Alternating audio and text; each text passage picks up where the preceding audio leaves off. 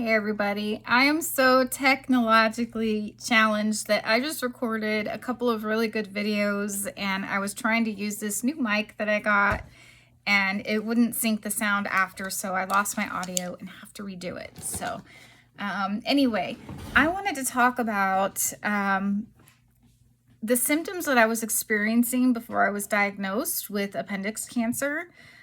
So I'm Jamie, I'm known as the appendix cancer thriver, and I was diagnosed in 2019 with goblet cell appendix cancer, which is also known as PMP or Pseudomyxoma Peritonei.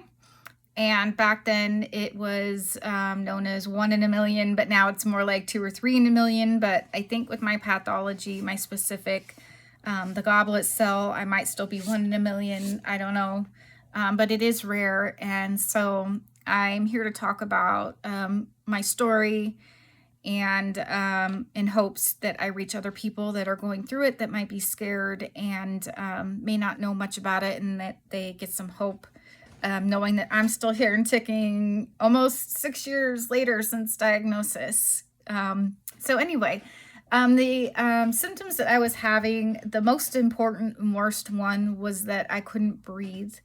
I had to have gum, mints, or cough drops in my mouth at all times, even when I slept, because if I didn't have that to keep my airways open, I would choke and nearly die. And one time when I was walking my dog, I had chewed up the mint that I had in my mouth, and before I got back into the house to get another one, I thought I would be fine. I started choking, and it was so bad that my body made me throw up. So I ended up throwing up, and that's something that your body does sometimes, I guess, to try to clear your airways. And it was really bad, and I was really short of breath, and that was probably one of the worst symptoms.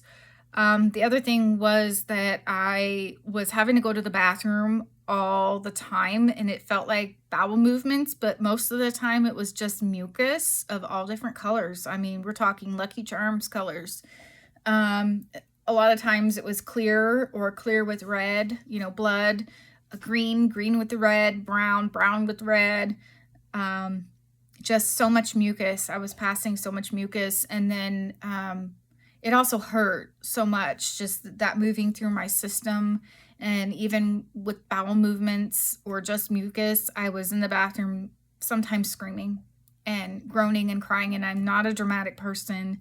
And it was really hard to try to not make those sounds. I was trying not to scare my husband, but it was really intense and very painful. I didn't have bowel pain or abdominal pain per se. It was just when I had bowel movements. And then towards the end, before I finally started pushing to get a diagnosis, I did feel like my appendix had burst, but it turns out it had burst way before that. It must have, because by the time they got in there, it was just a stump. So I must have felt one of the last times it burst or something. The other symptoms that I had were I had a fever like every day for over a year. And I know this because I was battling, or I had battled Lyme disease, Bartonella, and Babesia, which are co-infections. And I was really diligent about keeping a journal about how I was feeling. So I was logging every day that I had a fever, and I just generally felt absolutely horrific. I looked like and felt like a zombie. My skin was a horrible color, and I was forced into an anorexic state because the tumors were starving my organs out. And whenever I would try to eat, it would hurt so bad that I just started avoiding food, and I really would only eat like half to a whole baked potato a day, and I would put a lot of butter on there because I knew I needed the calories, but that's all I could really handle, if that. And I was just very sick, and so I was very thin. I lost about 60 pounds, and I looked like I was pregnant. They call it jelly belly, but I had a very big belly. I looked pregnant, but I was not pregnant. And what else? So yeah, and then it got to a point where I felt extreme pain in my bones, and I knew it was more than just Lyme disease, but I thought it was all caused by Lyme disease. You know, maybe Lyme disease ruined my body, and then I was just dying from everything at that point. So anyway, I did eventually get diagnosed, obviously, but don't be like me. And the lesson here is that if you have changes in digestion or a regular fever, please go see a doctor. I didn't, and I hear this a lot, and sadly I hear about a lot of people dying, and I almost did because they can't afford health insurance premiums. And that's where I was. And then my Lyme disease doctor told me, go to the ER, they have to help you. And I said, but I can't pay for it. And the nurse told me, they have to help you, just tell them that you'll make a payment plan and set up a payment plan. And so if it weren't for her telling me that, I wouldn't be here today. I wouldn't have never gone. But a lot of people don't know that in the USA, if you go to the ER, they need to help you. So anyway, those are the symptoms that I was experiencing, and I just wanted to share that. And I'm going to be retelling my story thanks to my friend Liz.